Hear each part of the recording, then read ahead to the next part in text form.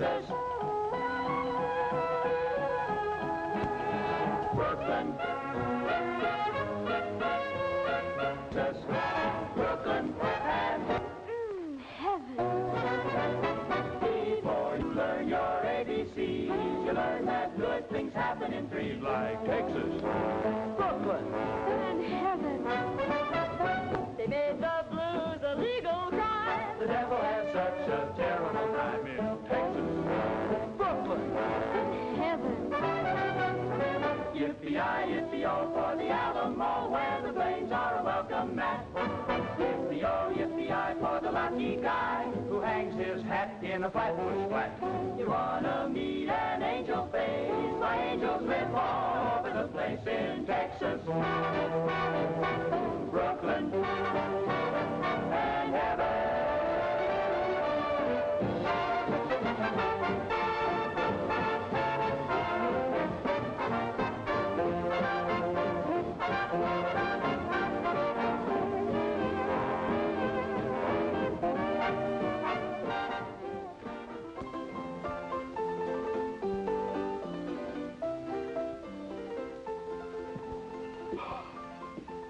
What'll you have? What's with that? What's with what? With that? Oh, house special. You have one? Yeah. I'll have the fourth one. Funny fellow, huh? With or without? With or without what? The story. Is it long? Depends on how many you drink. Okay. Start mixing. I'm gonna work my way up to that free one. Hey, Mike. Why Texas Golden Horse? Why not Brooklyn Golden Horse? Because Eddie Taylor came from Texas. Dallas, Texas. This is Dallas, Texas. Dallas,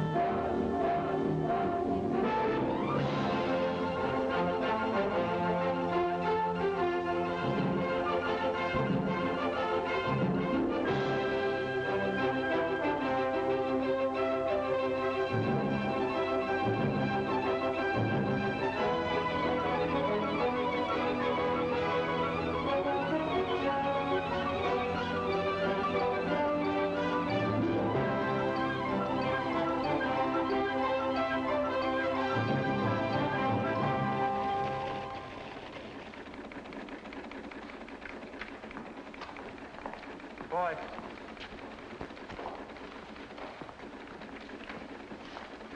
Copy.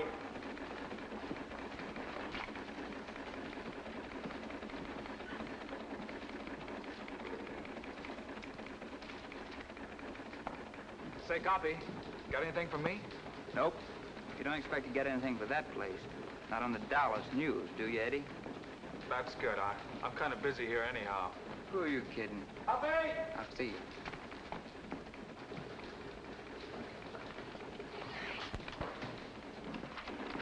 Give this to Taylor. It might interest him. Yes, sir. Copy. Got something for you. Yeah, for me? San Angelo's your hometown, isn't it? Yeah. Got a story here, just came in.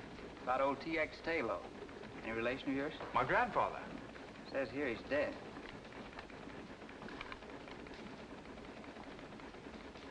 He was a very old man. Left an inheritance, huh? Yeah. His own private money belt and a couple of 1875 Colt revolvers. Well, he remembered me. I'd forgotten him.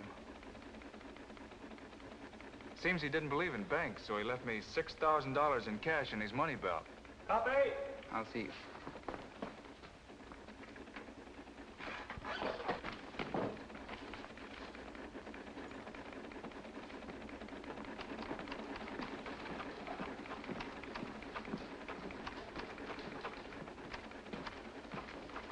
Mr. McGonigal, Yeah? this is my last day here. Quitting? Since the first day I came here 3 years ago, I've been waiting until I had enough money to do what I really want to do. Money? Your grandfather left you $6,000, not 60. That's enough. What are you going to do with this enormous fortune? Buy a ranch half the size of Texas? I'm going to New York to finish my play. Uh-huh. Well, when your smash hit flops on Broadway, the Fort Worth section will still be open. On the Dallas News? That's right. No, thanks. So long, McGonigal. So long. Well, good luck.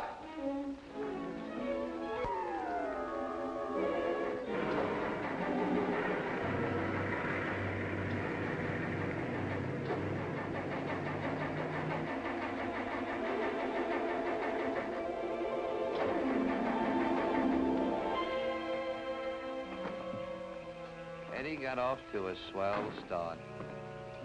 26 miles out of Dallas, he had car trouble. But if there had been no car trouble... Say, mister, would you give me a lift, please? I'm not very heavy. Where did you come from? I was asleep there beside the road, and then I heard you making all that noise. I guess it woke me. Go away. You're a very rude person. You're not a nice girl. Out on the highway this time of the night. There's nothing nice about you either, not a single iota. It so happens I'm running away from home. Some people do it in style, some have to do it my way. So for your information, I am a nice girl. And now, if you'll excuse me, good night.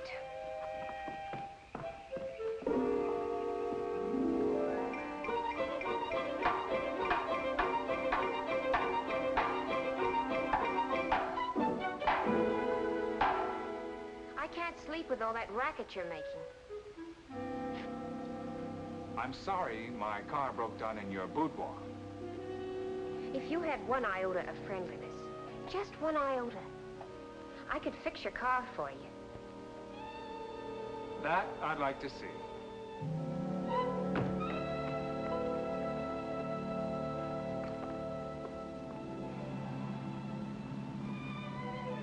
Thanks for fixing my car. You've already said that 4 times. I'm only trying to make conversation. Please don't exert yourself. I'm sure it must be very exhausting for you to try to be nice. I'm a fellow who's always been alone. Even when I work with others, I'm still alone. I'm not used to helping or being helped.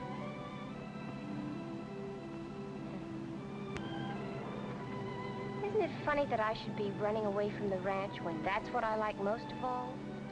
What ranch? Oh, didn't I tell you? It's the family ranch in Texas. It's just outside of Kalinamo City, and it covers about 115,000 acres. And you should see the horses we have. 2,800 of them, not counting the wild mares and their foals. Look, miss, I know Kalinamo City pretty well. There isn't a horse ranch within 200 miles of that place, and we both know it. Yeah, but if there was such a place, wouldn't it be wonderful? What are you really running away from? A gasoline station. That's why I know so much about cars. My brother and I ran it till he got married, and then when his wife moved in, I felt sort of unnecessary. You know, like I was crowding the place. Still, it's better than bucking the world on you. Unless you have a grandfather who left you a hunk of dough. All I have is a diploma from the correspondence school. It's a very attractive diploma, though, and it says I'm a perfect secretary. Shorthand, typing, and business management. You've got a job waiting for you someplace, huh? No, but I'll get one. And then when I've made enough money, I'll come back to Texas and buy myself a ranch with horses. Oh, the loveliest horses. You haven't told me anything about yourself. You've been awfully quiet. We interrupt this broadcast to bring you a very special bulletin. Red Car is still at large. Red Car, who robbed another bank in East Texas this morning, was last seen steaming away in a fast black coupe. Up to 10 minutes ago, he had not been apprehended. Special warning to anyone who might see him. Red Car always carries at least 2 heavy caliber revolvers. Approach with caution.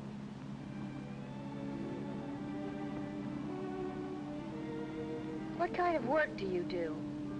Oh, I'm going to New York to write a play. You still haven't told me your name, or would you rather not? Taylor. Eddie Taylor. How do you spell the Taylor? T-A-Y-L-O-E. My name is Peruna Duncan. I spell the Duncan D-U-N-K. Watch out!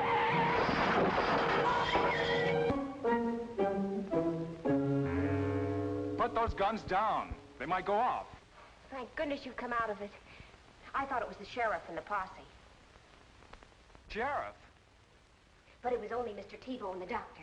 Now, think quick. They'll be in here in a minute. We'll use the name you gave me last night, Eddie Taylor. That's what I've already told them your name is. Are you listening to me? I'm listening. My name is Eddie Taylor. Good. And I'm your sister, Perry. My sister? It makes it look better. Red Car wouldn't be rotting around with his sister. What's Red Car got to do with this? Who are you? Eddie Taylor. That's fine. And don't worry about your money belt. I put it under the couch after Mr. Tebow helped me get you into bed last night. I'm getting out of here right now.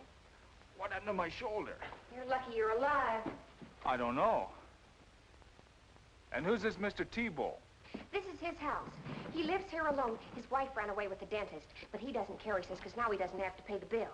Anyway, he helped me get you here after the accident. You remember the accident, don't you? Remember it. I'm still in it. It's getting worse. And we're so fortunate that Mr. Tebow didn't recognize you. Let's get something straight. I'm not Red Car. Of course not. You're Eddie Taylor. We agreed on that, didn't we? It's not a matter of agreement. I am Eddie Taylor. And I'm your sister. I have no sister. You better have one if you know what's good for you. Hello, Doctor. Hello, Miss... Taylor. Perry Taylor. And, you're... I'm Red Car. You've heard about me, Doc, haven't you?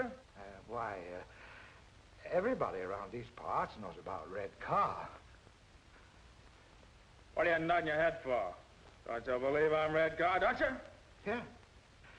And now, perhaps it would be better if I talk to the patient alone.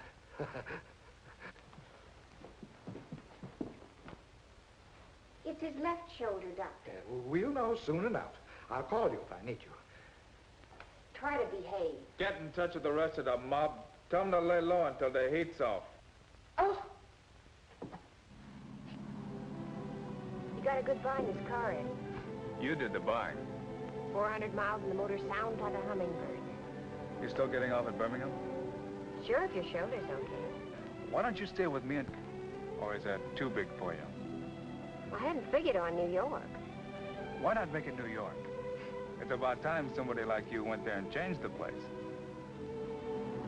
Well, I don't know. Perry, Yes? my shoulder doesn't bother me anymore. It hasn't hurt me for the last 2 days. I didn't say anything because, well, what I mean is, you're a good driver. You mustn't fall in love with me. Who said anything It would about... spoil everything. What makes you think I give up? You must admit there's always the possibility that you might want for us to become sweethearts. You admit that possibility? True? Well, you must fight that possibility. It'll be a struggle. A love affair at this time would interfere with my plans. You see, Eddie, I've always lived in a world of, well, call it make-believe. But one thing is a reality. I have a great capacity for love. For people. For all kinds of people. Oh, I could fall in love, but that would be selfish of me. I feel I sort of owe it to those people to kind of ration out my affections. So that's why you must deny yourself the prospect of loving me. When the time comes that I feel I've done all I can do for others, when that time comes, then perhaps we can sit down and talk things over. Goody. I don't care whether you're laughing at me or not. That's the way I feel about everything, and this is the first time I've had an opportunity to do anything about it. So please, be strong, show character, and don't fall in love with me. Perry. Yes? Do me a favor. Good. Shut up.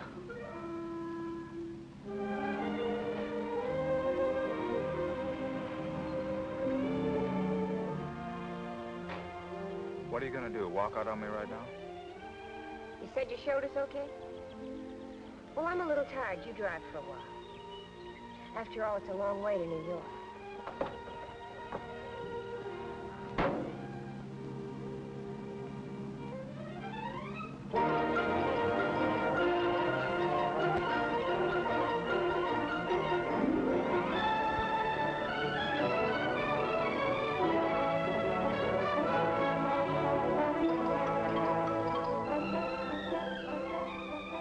For 6 states, she talked his ears off. Of course, Perry knew he wasn't Red Car. But she kept up a rack just for the fun of watching him blow his top. And all the time, he didn't know that she was giving him the needle. It's funny how some gals know just when to use reversed English.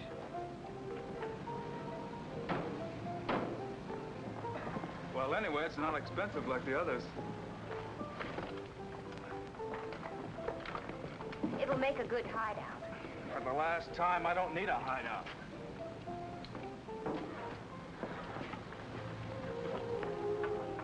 Well, goodbye. I hope you finish your play pretty soon. Thanks for everything. What's your rush? Let's have breakfast first and talk things over. We've had plenty of time to talk. Now, I'm on my way to Brooklyn. Brooklyn? Did you come all the way to New York to end up in Brooklyn? I've heard so much about it. It sounds like a truly wondrous place. What's so wondrous about it? Brooklyn appeals to me. Is there any reason why I shouldn't make it my destination? Well, that's not a logical question. I can't give you a logical answer. Well, goodbye.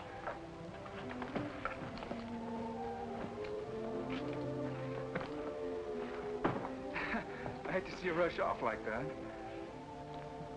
Eddie, you're being romantic. I give up.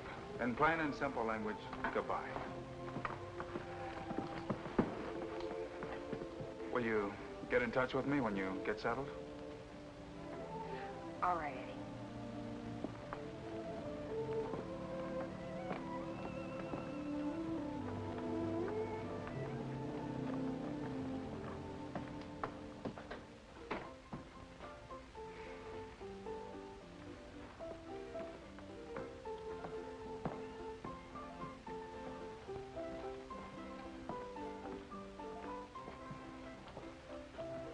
Let me have a room and bath, please.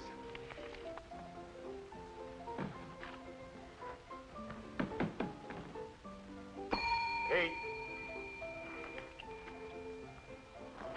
105.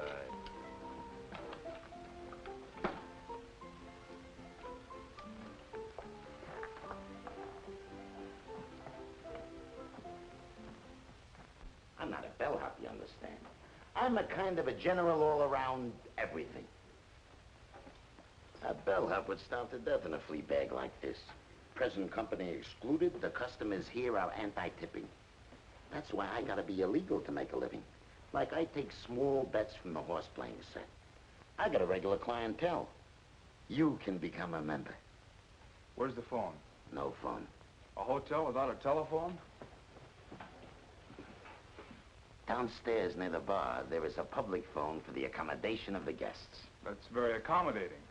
Frankly, it's a plot against the customers, to make them drink. You see, every time you go down to answer the phone, you buy a drink. Well, what if I don't want to drink? Don't be a character. You get into the habit. That's why Mr. Simpson yanked all the phones out of the rooms. Let them do their phoning in the bar, he said. That'll make them drink. Understand the psychology? Well, I don't want to hurt your feelings, but I don't understand the psychology. Look, I'll explain it to you very simple. Say you're a guy, and you answer the phone, and it's your girl, and she says, Harry, take it like a man. From now on, Joe has took your place in my heart forevermore. What is Harry gonna do? There is a bar, all laid out for him. Congenial company, and a bartender will listen to anything. What is Harry gonna do? Right. And it doesn't make any difference whether it's his girlfriend, or it's the boss, or even if it's the bookie trying to collect a bet. Good news or bad news, he's bound to take a drink. Sometimes to forget, sometimes to remember. And then there's the nervous type. He's got to have a drink before he answers the phone. This type... Maybe you don't have to work, but I do. A writer. Do you mind? A regular character. If anybody calls you... Nobody's gonna call me. But if I get a call from Brooklyn, and it's a girl, nobody's gonna call me. But if anybody does, I'll come up and get you. You don't have to worry about tipping me. I make my money illegal, but legitimate. Only, I gotta figure you out first. Yes? Yes. We'll do everything we possibly can. Goodbye. And now, Miss Taylor, what kind of room would you like and what district? You know the YWCA may not be able to find it for you. I'd like to live in the loft of a stable. A stable? Did you say you wanted to live in a stable? Yes, please. If it isn't too much trouble. You're aware that there might be horses in that stable? Oh, yes, of course. I'd favor a stable with horses in it. But if you can't find one with a horse in it, I'd still favor a stable, even if it was empty. Oh, well, now that makes it much simpler. I hoped that I would be able to find such a place here. After all, this is Brooklyn, so naturally... Oh, yes, naturally. Naturally. Naturally.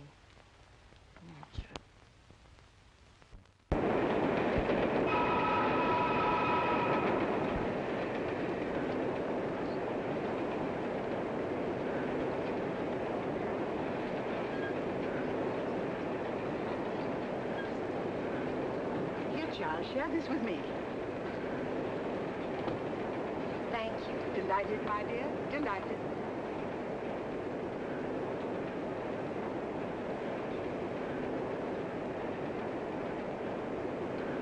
Is anything wrong? There's nothing, my dear. See, nothing of it.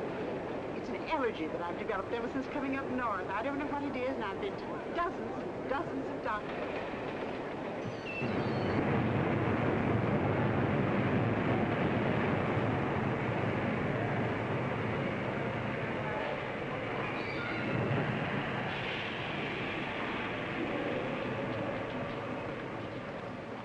Wasn't a nice thing to do. My dear child, I am ashamed of myself.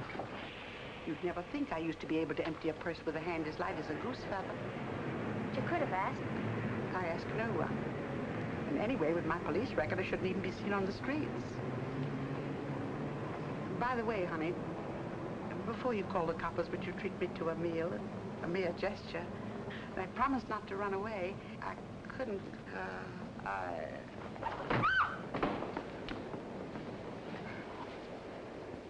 But you gotta answer some questions. Why? Because you have a pencil and a notebook? Because it's the law. I've told you she doesn't feel well. Now, isn't that enough? Okay, we'll let it go at that. Now, how about a nice, clean ambulance? None of that, dear boy. No ambulance. But you're sick, lady. Why make her sicker? Ambulances, hospitals, a lot of questions. I know the whole routine. Very unhealthy, all those questions. Okay, then just give the facts. What's your name? Perry Taylor. You know, I think that the thing... Mind if I get the facts? Taylo. Add an E. And the lady, ever seen her before? Enough of this. Child, I don't want to burden you with... Oh, dear. Send for the wagon. You know, they should send you home. Two will get you 5. She hasn't even got a home. She asked you got a home. And how would you know? Because she's my mother. Your mother, huh? What kind of a daughter are you not to feed your own flesh and blood?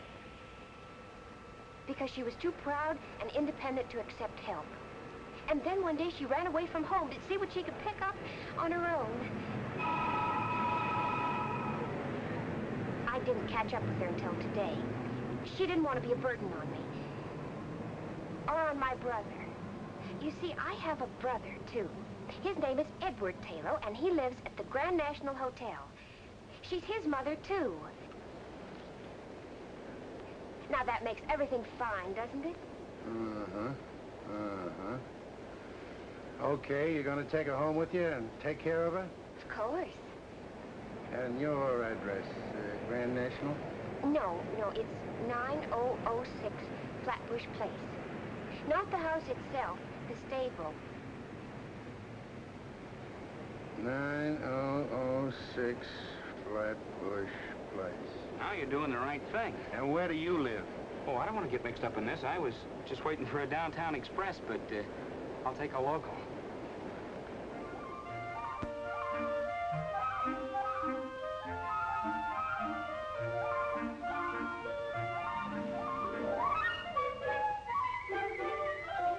Will one of you sweet girls please say something? My daughter and I have answered all of your questions.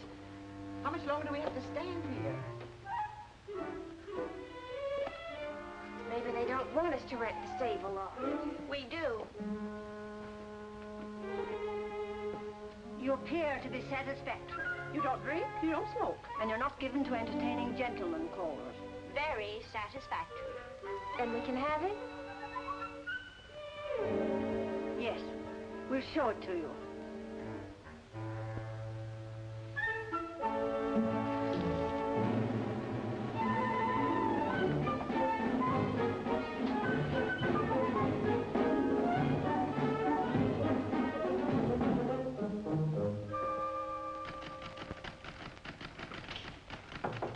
Come in. Telephone for you. For me? The police department. Well, it's a gag. Why should the police want me? Don't be disturbed, character. When the police use the telephone, it can't be anything serious. Maybe they just want you to identify a corpse. It's okay, you can go that way. We're informal here.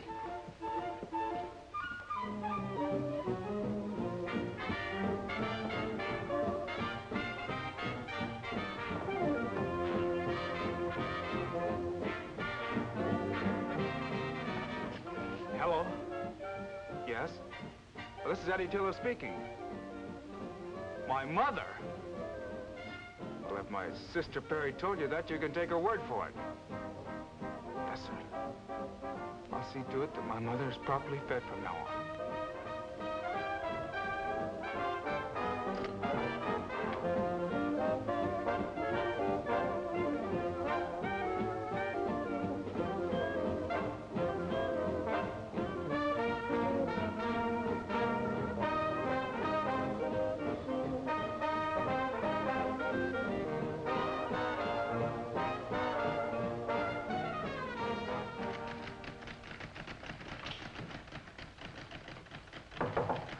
Another telephone call. Your sister.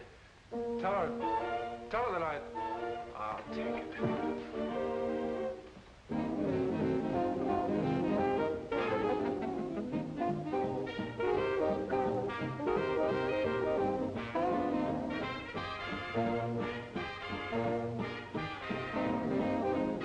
Hello. Now, let Perry, Yes, the police call me. No, they didn't fingerprint me. Listen, Perry, how can you get yourself into so much trouble in so short a time? There's been no trouble, not one iota. As a matter of fact, I have something good to tell you. I found a wonderful mother for you. But I don't want a mother. But Red Car needs a mother. Don't you understand the psychology? I don't care if Red Car needs a mother. I'm trying to write a play. All right, but don't get hysterical just because I was trying to help a nice lady who was hungry. So I arranged to have our mother stay with me. Go on, give me the facts. Now, if you'll promise not to get mad, I'll explain something about our mother. You see, many years ago, she had a sort of a tendency to pickpockets. Did you say that our sweet, loving mother is a notorious pickpocket with a long prison record? Will you or will you not stand by me? Of course I'll stand by you.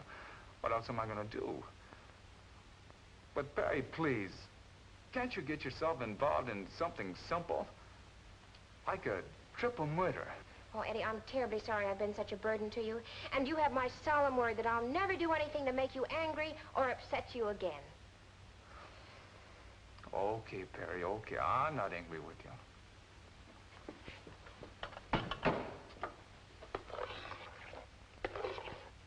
Hello? Hello, Perry? Perry? Hello? Hello?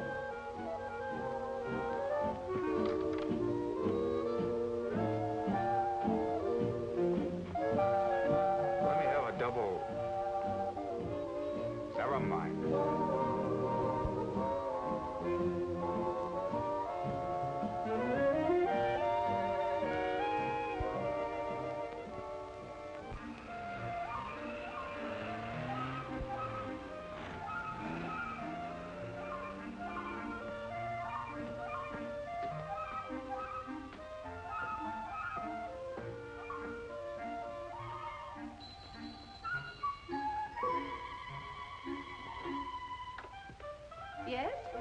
I'm Eddie Taylor. I'm expected, I believe.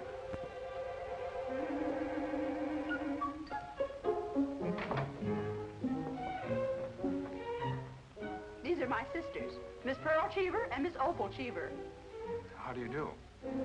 He doesn't resemble his mother. He doesn't resemble his sister. No. Oh, I take after my father. Oh.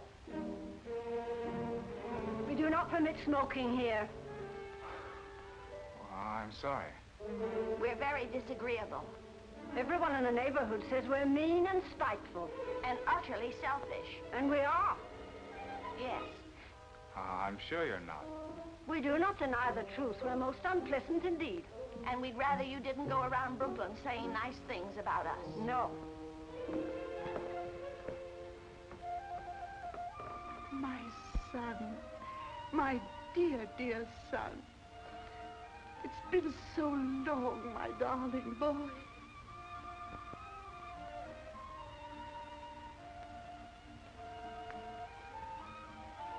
You may use the sitting room. Thank you, dear girls. Come along, my sweet. Remember, no smoking.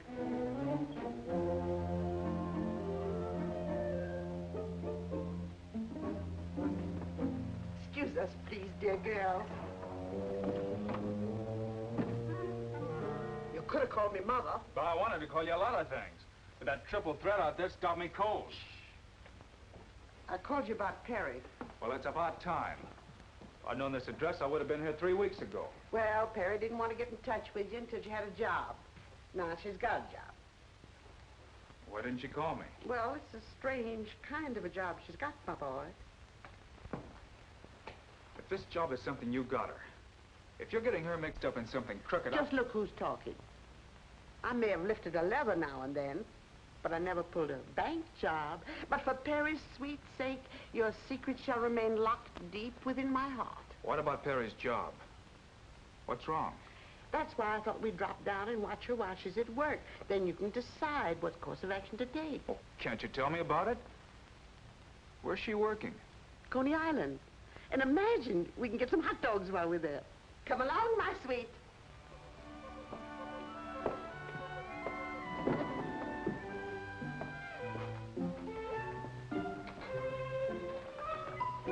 What time will you be back, Mrs. Taylor? Oh, in an hour or 2 or 3. And thanks for a most unpleasant time. You must come again, Mr. Taylor. Oh, I will. Anytime I want to get depressed.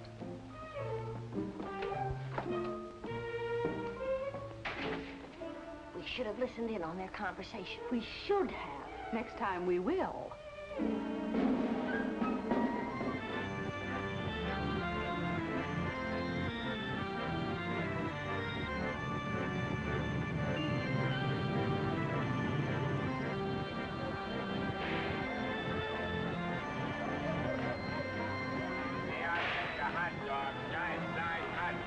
Coney Island special, 12 inches from head to toe. I'll have one. You'll have one what? Well, I was under the impression you sold hot dogs here. Well, speak up, buddy. I can't read your mind. Here, get your hot dogs. Everybody likes them. Only 10 to a customer. Mustard? No. Take it or leave it, buddy. In this business, we got a short season.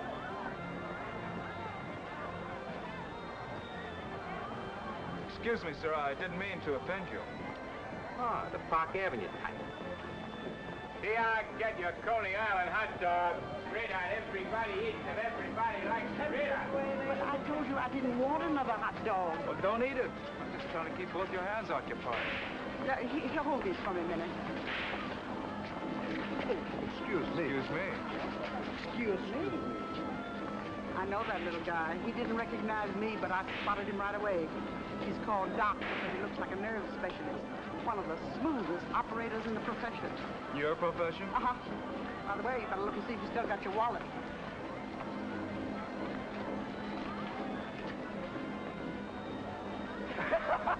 I knew he was lifting level the minute he bumped into you.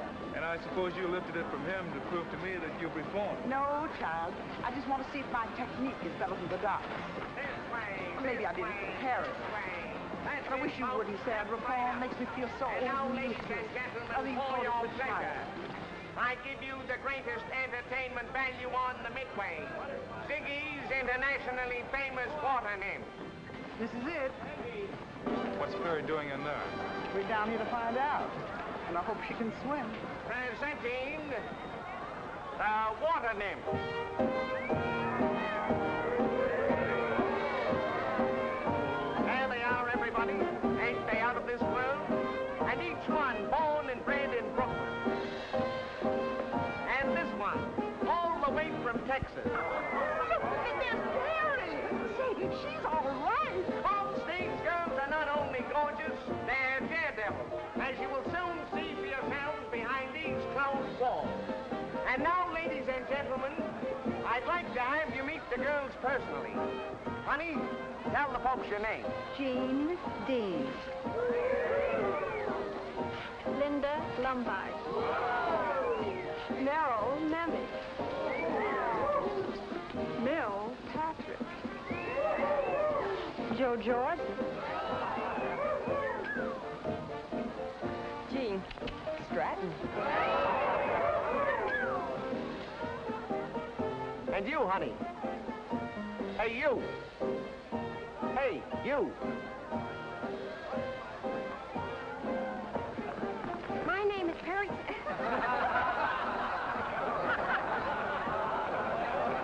My name is Perry Taylor.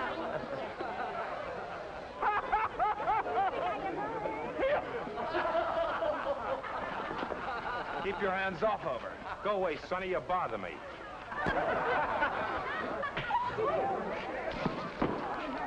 Right down this way, folks. Come on down, right down this way. The biggest show on the Midway. Come on down, folks. The biggest show on the Midway. The show is going on now. Right this way, folks. The biggest show on the Midway. See the fire eater, folks. Come on down, right down this way, folks. Come on down. Way. Cheever Jumbo's a beautiful Siamese temple dancer. Tickets right this way, folks. Go right in. Right over this way, folks. Get your tickets.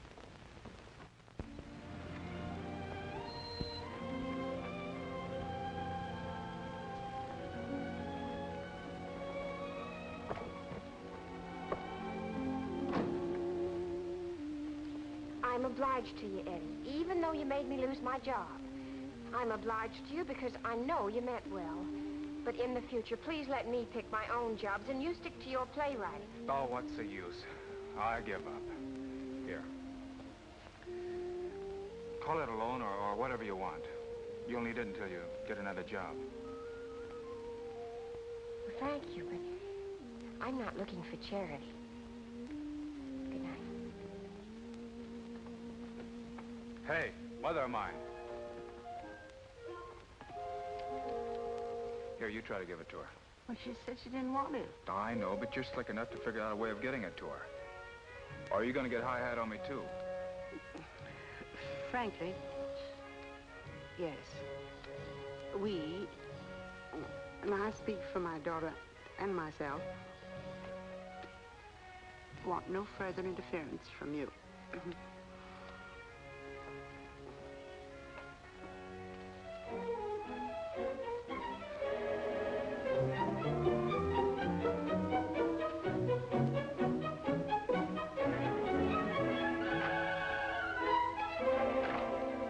I told you, Mr. Acco never does musicals. Junior, how many times do I have to tell you to keep that phone off the hook when I'm trying to eat? Eating? Yeah, I was having a little snack in there, but I've got a very sensitive stomach, and I can't eat a thing with the phone So ringing. you mean to tell me that you've been eating all the time I've been waiting? Junior, Yeah? who is this man? He wrote a play. I returned it to him, but he insisted on a personal interview with you. I told him you'd be tied up for at least an hour. And all that time you were only eating? Well, why not? I didn't bother you when you were working on your play, did I? Why do you feel that you should bother me when I'm trying to eat? Oh, stop that. This is no beauty parlor. Now, do you mind if I return to my chicken sandwich on white toast with no dressing? Wait a minute. Before you go, I would like to know something. In fact, I've reached the point where I must know. You see, everybody on Broadway has turned down my play. Now that I've exhausted the field, I've got to know. Should I try to write another play? I never read your play. You know... Well, how could you turn it down? Because Junior didn't like it. Junior didn't like it. How could you let a thing like that pass judgment on my play? Now, wait a minute, son. Take it easy. Junior has an uncanny eye for anything that looks like a potential hit play. Why, he could get 1,000,000 jobs tomorrow any place on Broadway. But he's my son, and I won't let him go. Junior, tell the gentleman if he has any talent. I don't care what he thinks. Well, you asked me a question.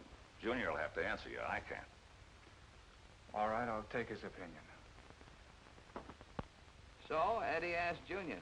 But even Junior didn't like it. Nobody liked it. Eddie was a bust. When I met up with him, Eddie had fire coming out of his eyes and smoke coming out of his ears. Hold it, Mike. You better hitch up that third horse.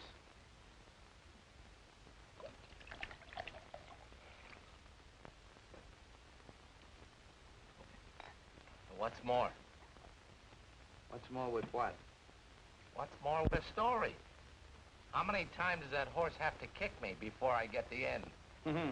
So far, pal, you've only been riding side saddle. Now we really go places, because here's where I met up with Eddie. You remember the bellhop? Well, Eddie tried to pass that bar once too often. It was the night that Joe was sick and had asked me to stand in for him. Bartender. Bart. Good evening. Sorry to keep you waiting. Was just getting ready to close up. Okay, what'll you have? Poison. What kind of a chaser? Don't be a comedian. Give me a bourbon and water. Bourbon and water.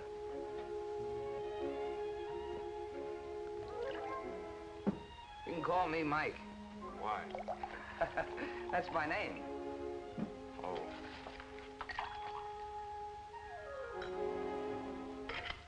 I want a bourbon. Yeah, I know. But I want you to try one of these. It's a little concoction of my own. Look, I ordered a straight bourbon. Yeah, I know. But just try one of these.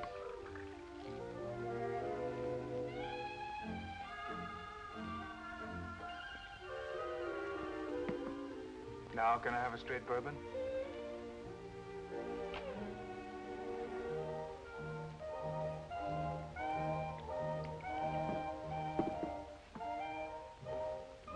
Good, huh? What do they call this drink? Golden Horse. Okay, Mike. Let me have another golden horse.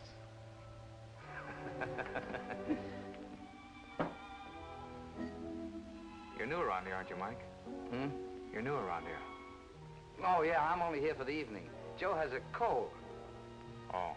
Say, Mike, how do you make this, golden horse? Well, first a little dab of Texas sunshine. Then some rain. A little hail. Gotta have some hail. Some snow. A couple of earthquakes. Then, you make a very tiny waterfall out of it. Just a little teensy one. And you top it off with some good old Mother Earth. I like you, Mike. You've got a great sense of humor. Pour one for yourself. Thanks, Eddie. How'd you know my name was Eddie? Oh, he told me when you first came in. Oh.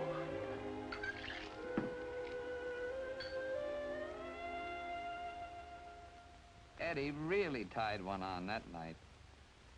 6 hours and 12 bars later, I got the whole story. How he cost Perry a job and how he was the world's worst playwright. Along with it, I got the idea that there might be something I could do for these kids. The smart thing first. Got Eddie sobered up the easy way. Flat on his back in Prospect Park.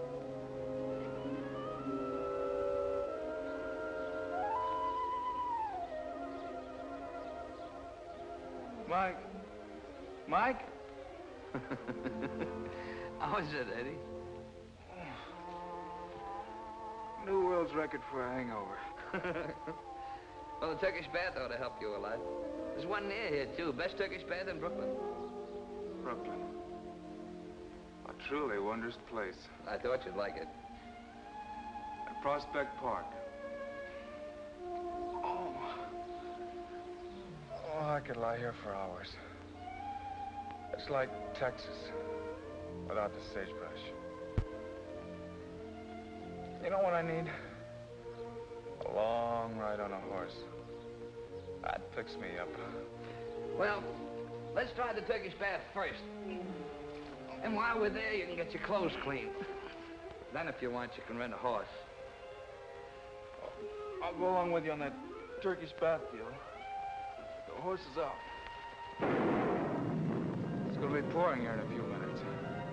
I wouldn't take a mule out in such weather. Say, I know where we can rent a horse and the rain won't even touch us. You can have any kind of a gait you want, fast or slow, or one that'll rock you like a baby in a cradle. And you can have your Texas sagebrush, too. Where is this heavenly spot? Right here in Brooklyn. This Brooklyn is truly a wondrous place.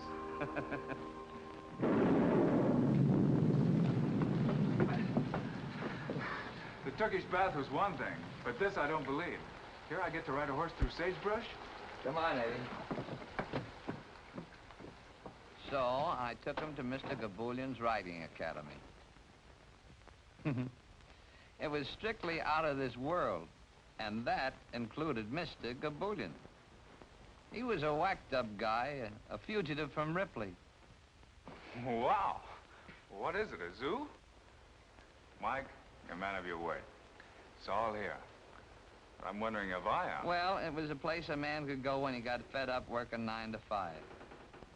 But 2 bits at Mr. Kabulian's, he could live dangerous. Sail the 7 seas and track down wild game. Yeah, the academy was something. And it was just what the doctor ordered for the kid. Soon as Eddie got 1 foot inside the place, I could see his troubles begin to peel off. I give you a choice of any horse in the place. Use that one.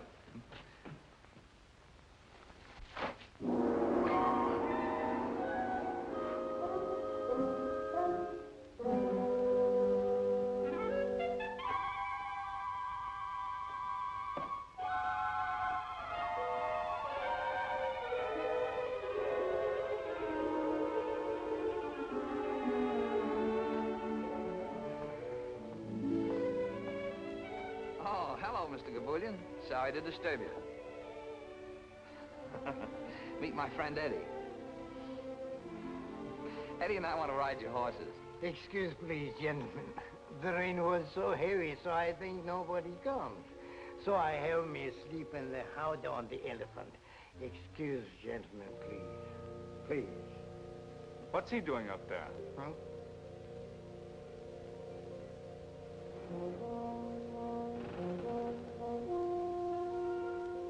That's Captain Lars Jean. He was a real skipper once.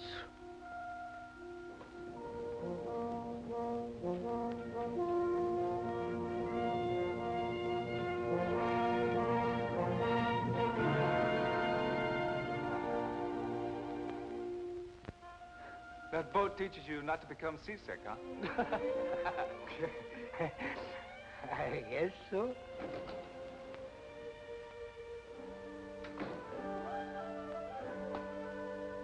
Excuse, please, gentlemen.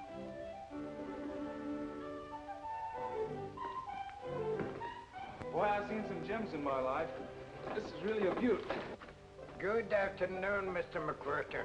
Good day to you. It's a miserable day out. Oh, sure. It's good that you are here.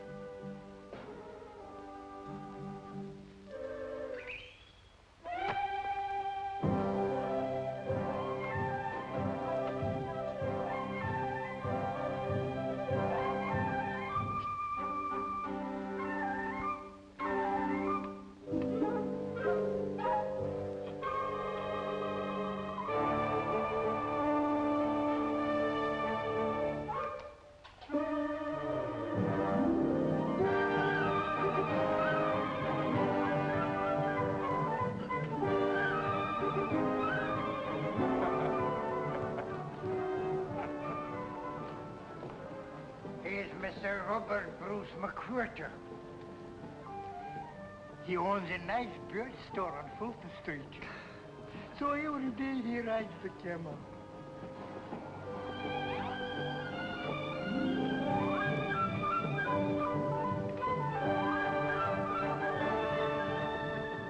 he's having a lot of fun. Lot of fun. That's the only thing that makes him happy.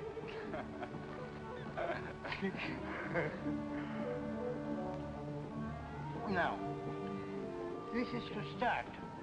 When you like it fast, move forward. Boy, Perry would really love this. She'd go crazy for this machinery.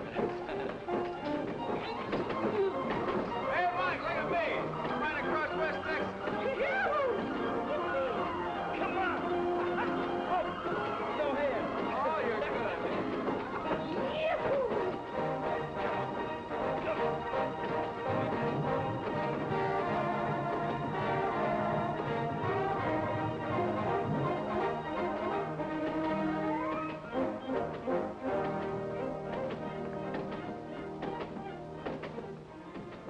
Mr. Kabulian. Yes? I want to make you a business proposition. You see? I want you to hire a young girl to help you run this place. Maybe I better wash my face. My eyes, maybe they are open, but my mind is still asleep. Excuse me, please. Mr. Kabulian. Yes? She'd be wonderful for you. She loves horses, and she could fix any mechanical gadget in case something should go wrong. You make a joke. Excuse me, please. Mr. Kabulian. And yes? I mean it most seriously. She would be a real help. Help me what, sir, please? Help me not to see a customer? Help me not to pay the rent? Help me not eat like a man should eat? Help me that way, mister? No, it's not right. You shouldn't make fun of me. Excuse me, I go back to sleep. Mr. Kabulian. Yes. I know you can't afford it. So I'll give you her salary every week, and then you can pay her. Or in other words, she'll be getting the job on her own. Understand? Why should I go back to sleep? I stand here and I sleep already. Don't you see? This girl needs a job. And I want her to have this one, here. Or you'll have someone to help you. And it'll cost you nothing. It will cost me nothing? Absolutely nothing. I'll even pay for the ad in the paper. Wanted. Young girl from Texas. Must know and love all kinds of horses. Must be honor graduate of correspondence course. Now remember, the only one you hire is Perry Taylor. Perry Taylor? I'll write it all out for you later. What have you got to lose? Just think, Mr. Kabulian, you can sleep as much as you want. I think it over. What is there to think about? Nothing. Only it makes it sound like better business. So I think it over for a minute, please. Then I give you my answer, which will be yes. Swell. Now, we each put in a nickel to begin with.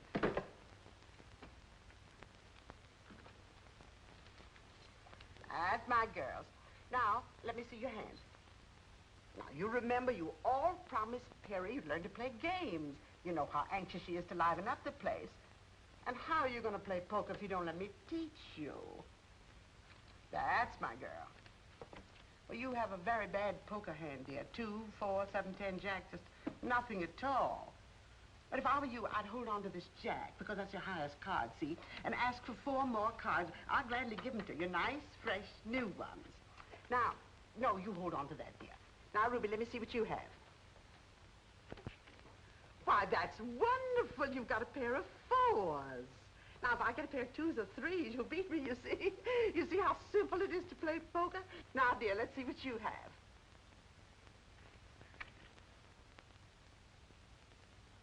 Oh.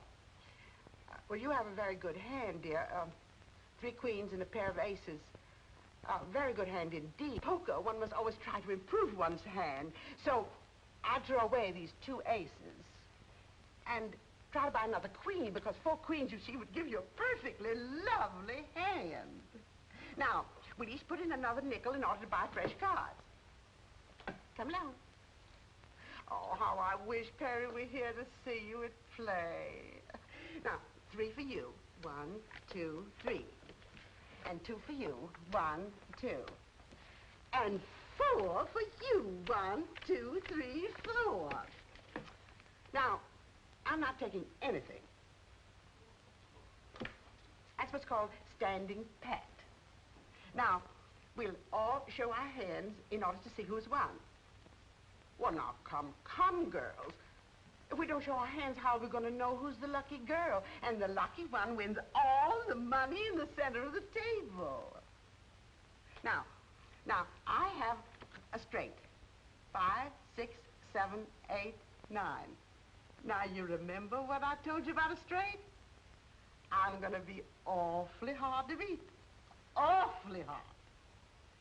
But that's the game of poker for you. That's what makes it so terribly exciting. Now, let's see, dearest, what you have. Come along. Oh, you poor, unlucky thing. I haven't got anything. Not even a pair. Now, let's see what you have, dear. Well, you still have only a pair of 4s. That doesn't beat a straight. Now, dearest, let's see what you have.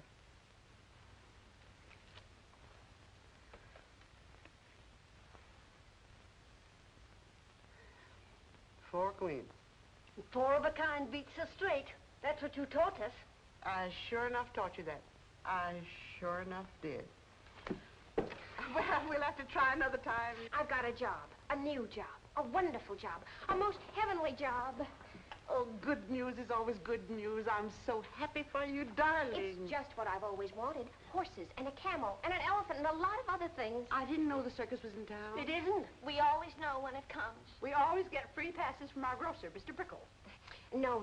It's a riding academy. And all the animals are mechanical. But they're so lifelike they're practically real. And I'm to be executive manager. Isn't that too good to be true? Oh, no. But I've got to have a riding habit.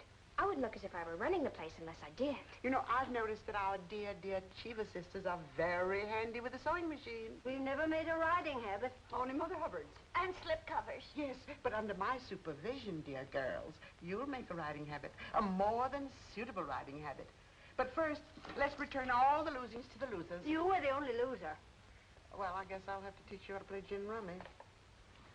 There were about 50 other girls for the job, but I got it. All in all, those 3 ghouls downstairs clipped me for $8.40. I tried blackjack, casino, double solitaire. I even invented a game and called it Chuck Full of Luck. But that's a commodity on which the Cheever sisters seem to have a monopoly. But it's worth it. Do you notice how congenial they've become? I knew it would work, and I'm so grateful to you. After all, it's your money, child. If you don't mind spending it, trying to warm up those 3 ice cubes in petticoats. Turn around. Not that I think they ever will warm up. Oh, yes, they will. I've already convinced them to come to the academy one of these days and try a ride on the animals. I don't get it. This concern you have for other folks. I don't get it at all. I met a lot of people in my day, both inside of prisons and outside. But somebody like you, what do you expect to get out of it? Oh, if I can make people happy, it makes me feel good, that's all. Well, what about making yourself happy? But I am. Very. I'll let you in on a little secret. You're not. And I'm referring to that certain party named Eddie Taylor. You know, I was in love with my probation officer once. I had such a crush on him, it gave me a thrill just to report to his office. But of course, I had to curb any display of affection because, after all, he was my probation officer. But you and this Eddie. How do I look? Don't ask me, ask Eddie Taylor. Dear child, you interfered in my life, so I feel I have a right to interfere in yours.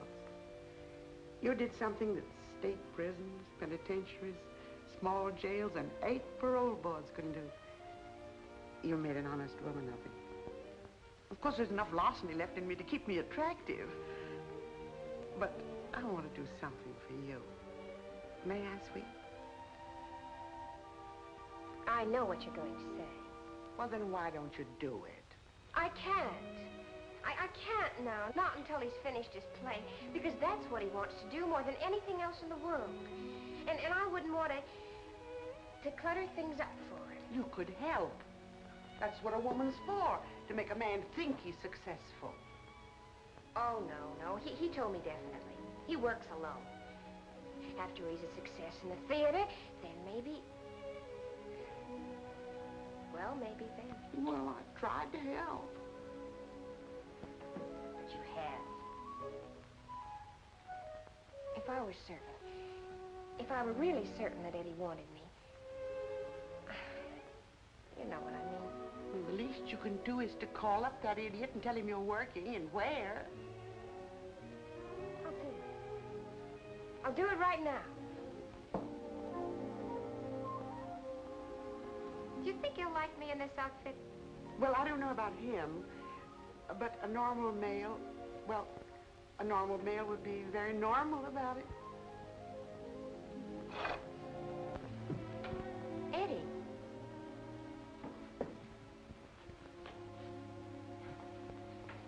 I took the liberty of coming here. You don't have to apologize for visiting me. I'm not apologizing. I came to say goodbye. Goodbye? You mean like farewell? I've been wanting to say farewell to everyone. To you, to Mike, except Mike isn't around. So, farewell, Perry. Farewell, Eddie. And goodbye. They turned down your play. And you're giving up. That's not right. You've got to have faith. Particularly in yourself. Faith? Yes, faith. And don't make it sound like some cheap commodity flooding the market. I didn't come here to argue, Perry. Let's part as friends. Now we're parting? After I say goodbye, I guess the next step is for us to part. How do you go about it? Well, I wasn't planning on shaking your hand, if that's what you mean. Of course not. Or waving so long or slapping you on the back. No. That would be in bad taste.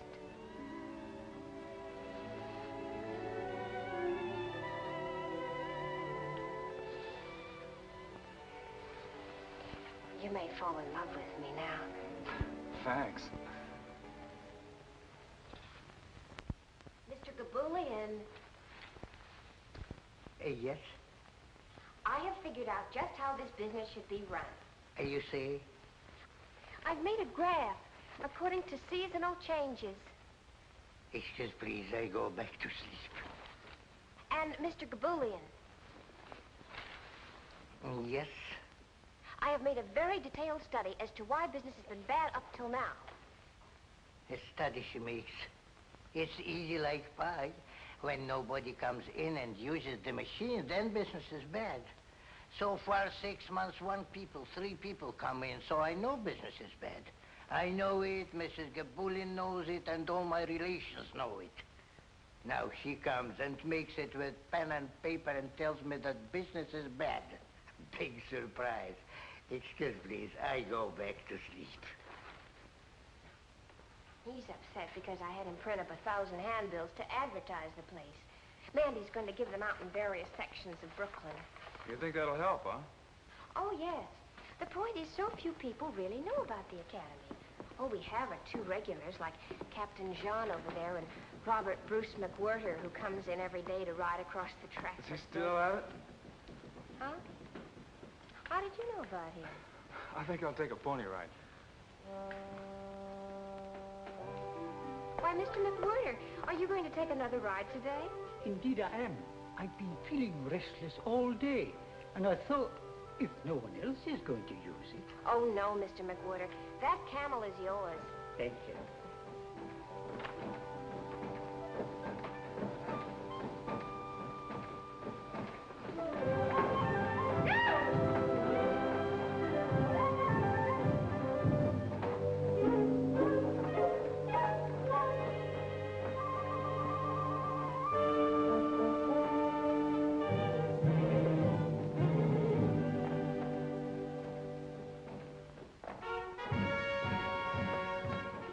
I just brought you 3 more customers.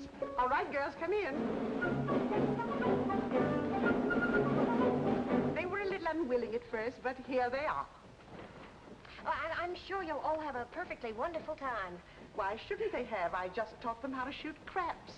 They won close to $6 from me, and the dice were loaded.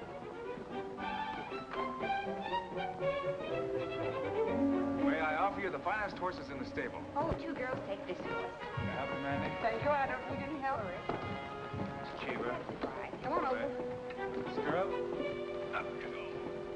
There we are. Fun. What did I get, Mia? Let's go.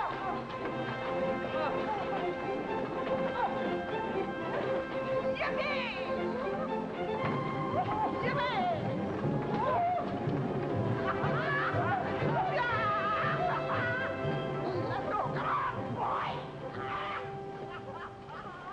Wouldn't it be wonderful if we could have business like this every day, all day long?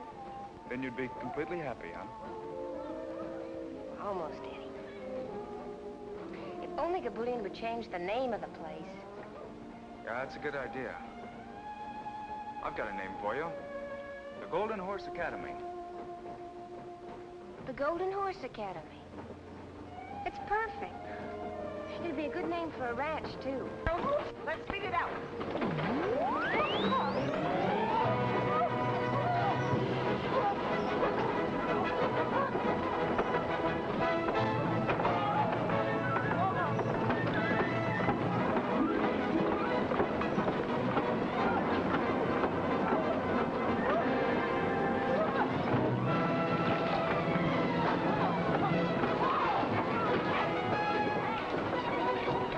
What can that be? Maybe they're using too much juice. It could be an overload. Will you do something? You hear me, Mr. Kabulian? You do something right now!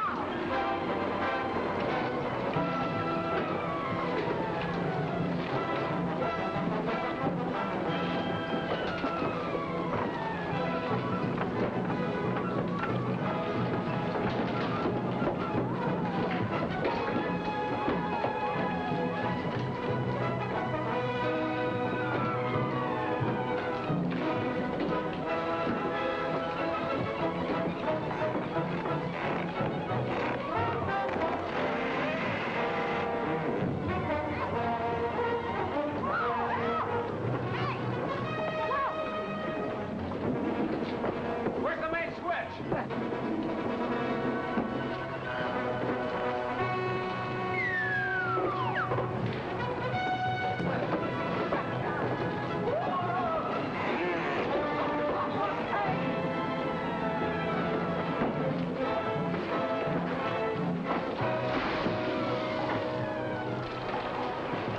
Ahoy!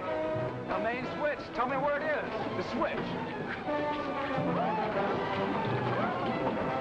The master! Hey! Hey! Hey! Man the lifeboats! You landlubber scum of the war beans! Heading for Davy Jones' locker!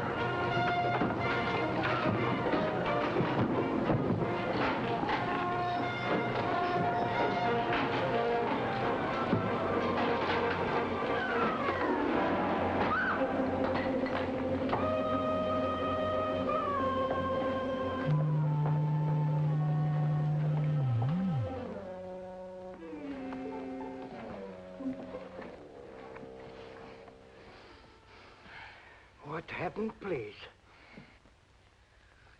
What a ride. Too much business. Just too much business. Yes.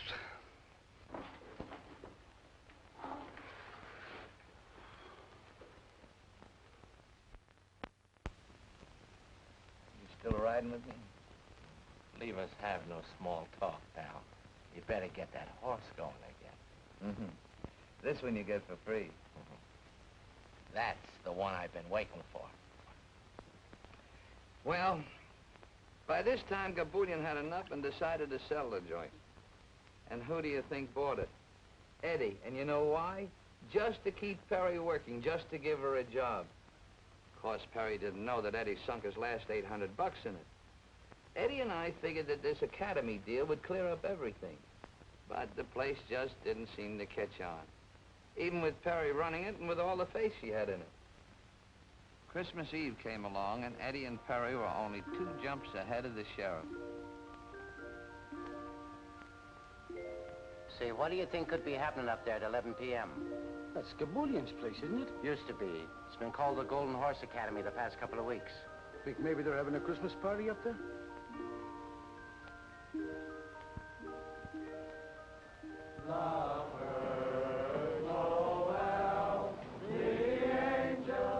We had a big party. Well, it was supposed to be big. But we wound up just trying to be gay. Robert Bruce McWhirter showed up, along with a whole gang of Santa Clauses, all members of the Big Brothers of St. Nicholas, South Brooklyn branch. The old boys rode the stuffing out of the menagerie, but the cash register never rang once.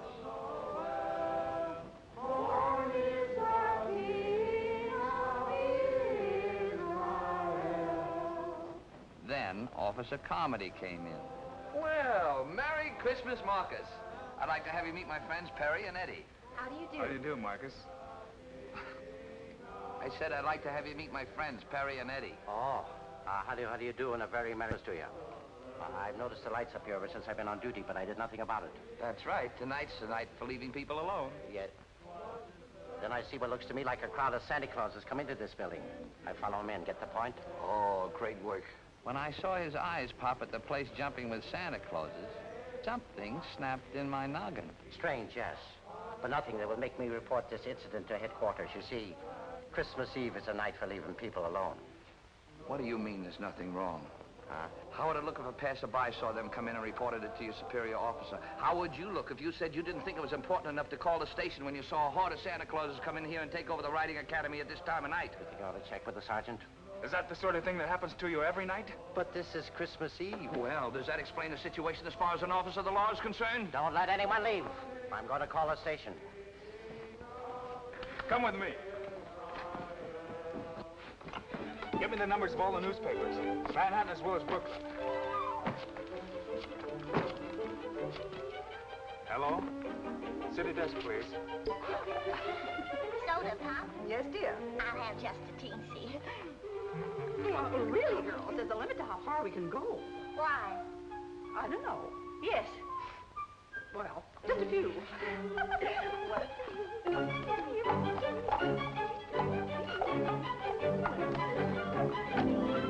Sure you're not drunk, Comedy?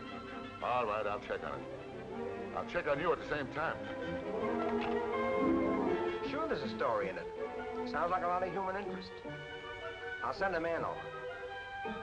Right. Well, if you won't help me, I'll call the police commissioner. I tell you, he does this every Christmas Eve, but he always gets home in time for dinner. Something must have happened to him. Here's a newspaper in the Bronx. Well, give it to me. We want complete coverage. 50 Santa Clauses? This time of the night? Have you got the address?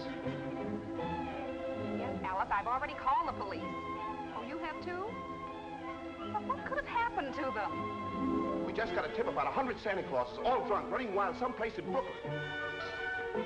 Yes, lady, I got all that. Now, how was your husband dressed? Oh, like Santa Claus, huh? Maybe he got stuck down the wrong chimney. Now, look, lady, don't take it so serious. We'll find your husband, all right. No sense of humor. Gin.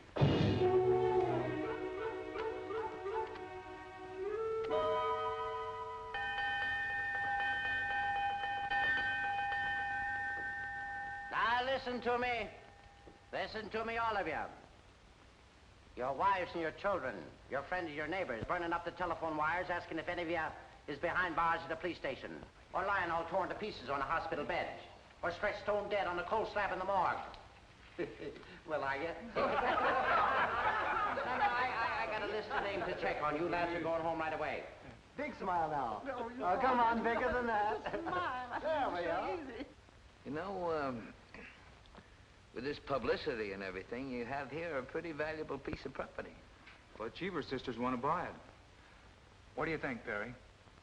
We could always use the money to buy a ranch. In Texas, perhaps. I merely offer it as a suggestion.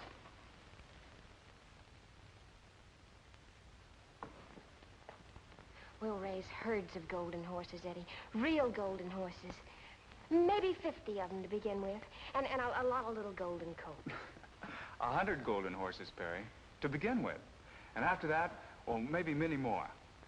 You know, my grandfather used to have several thousand on his ranch. Eddie Taylor, now don't you start pretending.